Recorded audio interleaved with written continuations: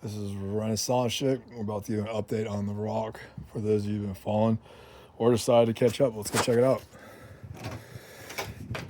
All right, look at that mess. Definitely signs of life. But as we go to the right, wait for it. It is starts looking more like a real place. All right, everyone, welcome to The Rock update. Who knows what? Kind of a walk around, talk stuff. The laminate floors are in. This room has been just a big mess, but as we continue to show signs of real life, you can kind of see that the messes are going away, right? So walking in, going back to that door, just gonna do a little bit of update from like where we started, where we're at now. So first start here, removed and gutted everything out possibly, just to kind of expose the structural integrity of it, as well as their mechanicals or lack thereof. Here, all I have is the wiring. There's no plumbing or HVAC here. I do have a window unit for AC, and then up there in the loft, there's a fan. Not final location and placement, but that's what I have now.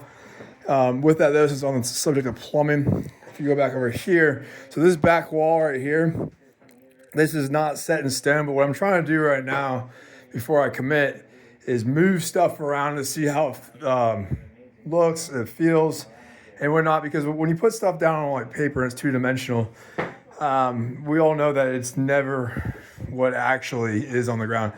And so that's why I really don't like plan instructions because it gives me flexibility. And then if you look behind me on the TV, I literally have Tiny House Nation on there. So it's like literally this constant influence and like ideas and inspiration. So going back over here, so we got fridge, we got like a toaster, oven, air fryer, microwave. Over here, I'm not completely set. I got my propane grill here. I got some vegetable oil to do some maintenance for TLC on there.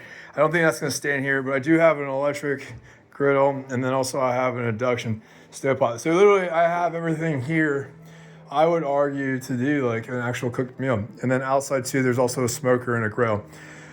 This really cool piece right here, I found in the trash, and you can see, I don't know how old it is, but some really unique attention to detail. So I salvaged this and this wood over here. It does need some work, but like for example up here, I just put some pallet wood that I planed just as a temporary placeholder for all my gizmos, gadgets, batteries, and whatever have you. So what I'm thinking about doing with this space is it'll probably, to my right, like the 2/3 where it changes colors right here, is this will be kind of like a kitchenette, if you will. And then over here, now it's kind of funny, I bought this stuff on Amazon and I don't regret it, but I have like an indoor like wash station and number 2 place, right?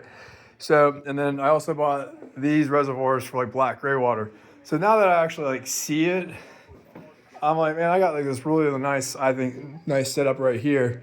I said, that'd be a shame. So I think I'm actually gonna put like a mini half bath in here.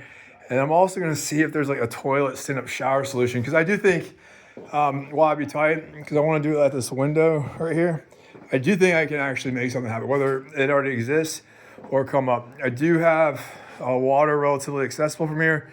The sewage would be a little bit of an issue, but that's macht nichts, you saying auf Deutsch or German. Like it'll be all right. So that's that space back here. Real quick thing. These are like, well, anyone can make it, but I make these dry erase boards all the time. I go to like Lowe's or Home Depot. Home Depot I prefer, full disclosure. And I make these cheap dry erase boards. Like this would cost like $200-$300. But I probably put this together with like $20-$30 of materials. And this is not permanent, but I just tacked it on so I can work and whatnot. And then over here, I actually scored a bunch of milk crates and then this shelving unit and stuff right here.